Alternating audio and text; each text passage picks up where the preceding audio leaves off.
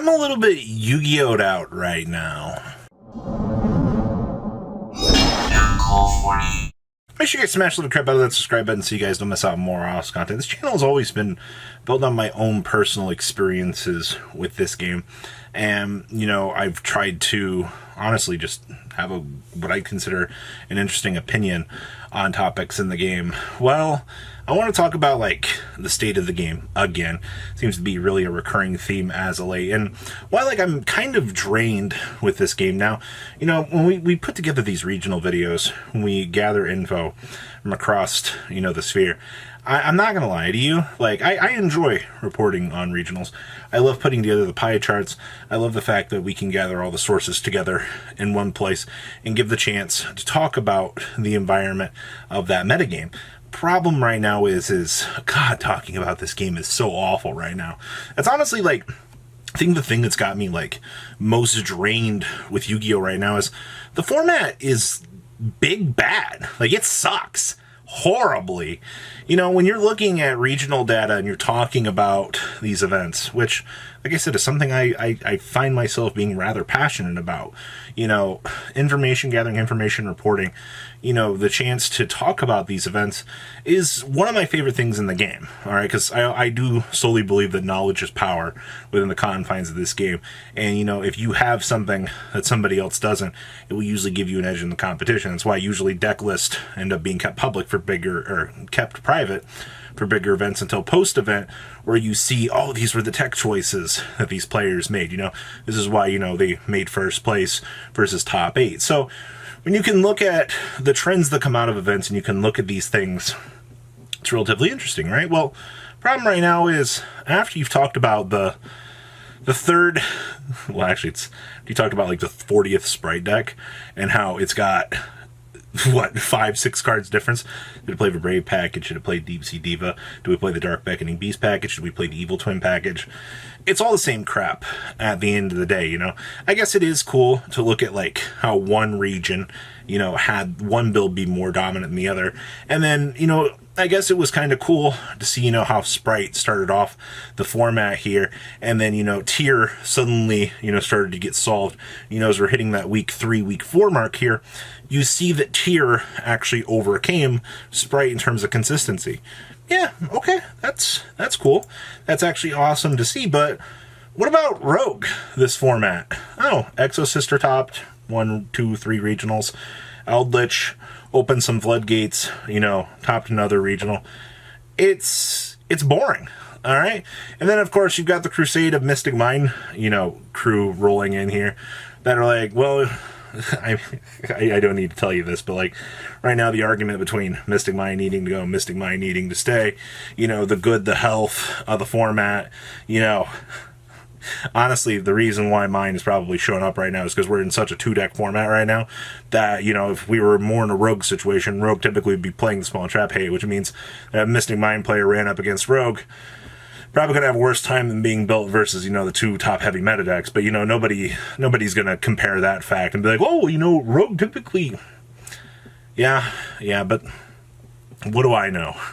So, with the whole, like, degrading situation around Mystic Mind right now, you know, between the draw, the out, gets negated by the Solemn Judgment, this game sucks. Like, I'm just going to say it. Now, I'm going to continue to report on what information we can gather. You know, if you ever question things, I try my best to have everything lined up. So you can go check the original video in case we mess up something along the way. We are human. When we put together large amounts of deck profiles, I typically do a lot of filming all in the same period of the day. So, you know, I figured on this great Saturday I would bring up some of my my more immediate complaints. Now, tomorrow we should get the OCG ban list. Yes, something interesting. I do want to see, like, how the OCG will kind of crater some of the more problematic cards that they have going on. Meanwhile, you know, the TCG is, you know, sucking on their thumb going, what's a ban list, guys? I do understand, kind of having looked at this format now that maybe Konami looked at, you know, the format post-YC Chicago and went, you know, we don't need a list right now. You know, we have Power of the Elements coming down the pipeline here. We can let this come out here, because there's no point hitting, these decks immediately after the event if they just get power crept. Where has Sword Soul been all format? All right, like, I think Sword Soul's maybe top two regionals, but like, you've looked at some of these major events, and I've been reading comments from people that are like, but where's Sword Soul? Like, people genuinely act surprised right now when they don't see Sword Soul in the top cuts of these events. I bring up the fact in a lot of these videos that Sword Soul is too fair as a deck. When you're comparing it to Sprite and Tier, whose insane purpose is infinitely better than anything that Sword Soul could put out, I'll just draw Rivalry. Yeah, sure. Okay. Let me draw my unsearchable trap card. Mystic Mind does it. Why can't that? I mean, the only real saving grace right now has been Runic. But once again, that's... Hi, Mystic Mind. How are you? Mystic Mind has been like the saving grace of this format. Will Robbie, you're just a Mystic Mind sympathizer. Yeah, and I hear the same argument from across the board with people, you putting up this massive, huge negate board is as fair as, someone drawing one of their Mystic Minds, slapping it down on the table and offering you the handshake back. It's a two-way street here, Duelist. I'm sorry to tell you that. But all of these contributing factors have just made analyzing and talking about the game, it's bad. The market keeps things fresh. The card reveals every month do make things a little bit more interesting. I mean, Photon, Galaxy Nova, or Hypernova, bringing out, the Chaos support. That Gishki stuff looking kind of like a snack, by the way. I'm not going to lie. I'm very excited about that. It's full Sprite combo, by the way. Who would have guessed? So tomorrow morning, tomorrow afternoon, and we see this OCG list come out here, we can kind of take note of some of the big changes that the world will be facing. Maybe we'll see similar things. Maybe Konami will bring back another Dragon Roller or two. Change of Heart was a fine addition back to our format. Same thing with Yatagarasu. And then nobody cared about them after like 2 weeks. I think we've seen Change of Heart show up once or twice, but like Yatagarasu was a straight week one thing, and Gonzo. While Yatagarasu seems really cool on paper, when you look at like the modern speed of Yu-Gi-Oh! Now, I'm not complaining like Yu-Gi-Oh's too fast. What I'm complaining about is how absurdly high we jumped the power scaling. During Rona season, power scaling was pretty laid back. All right, those were some of the fairest designs. As soon as things lighten up within the world, bam! 3 years of power creep straight to the face. And you're like, wow, Konami. And, I'm not going to lie to you and be like, things are going to fix themselves soon. I mean, the Ishizu stuff is November, which means December, January. I hope you're ready to watch some of the most fun Yu-Gi-Oh! That you could experience. Now, maybe something interesting will happen. Maybe Dimensional Fissure will come back to 3. Maybe, we'll see some more Floodgates come back. How the community loves Floodgates, right? Like, Yu-Gi-Oh! Is a system of a game that it needs those floodgates for checks and balances. I've read so many comments from people that are like, floodgates are bad. No, allowing unchecked meta games such as these, barf up a whole board and go, all right, cool, I did my job. You got to have a checks and a balance of that. There has to be two things within the format to balance that out, all right? You just can't have regurgitation go. All right, like, that's not good equal gameplay. I'm sorry to tell you that, all right? So, floodgates remain a necessary evil within the confines of the game, whether or not you like them or not, because they're a balancing factor to, I just threw my entire field. Great, yay.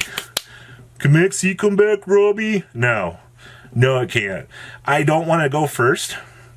Watch my opponent make an entire... Well, actually, you sit down and you play against little Timmy at locals. This is great. He goes full Sprite combo, craps out all the negates. You're like, okay, cool, I can play through this. Start of draw phase, Maxi.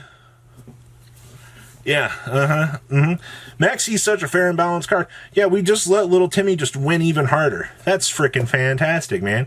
Now, if I break his board, capitalize on a return play, he's got, 25 cards in hand. Thanks, man. Oh, this is great. Let me break your board. Sure, you got one more turn out of it, but like... Yu-Gi-Oh's never going to go back to the way it was. But like this current level of power creep, I'm fine with like the Eternal format we just had back in 2019. You know, the Striker Colossus. You know, at least you had a couple more decks here. But when you go into this 2-deck format stuff, it really takes a strain on like commentating, analyzing the game. And before one of you goes, just take a break, Robbie. Duh. I'm good. Even through tough times, I will still analyze this game. But I just wanted to kind of gripe my little, I would say, frustrations about the game right now, because while Yu-Gi-Oh's in a bad place, it can get one step further better. So hopefully tomorrow OCG's ban list makes things a little bit more interesting, see what kind of impact we can see on our format. Alright guys, peace out. Patrons, thank you.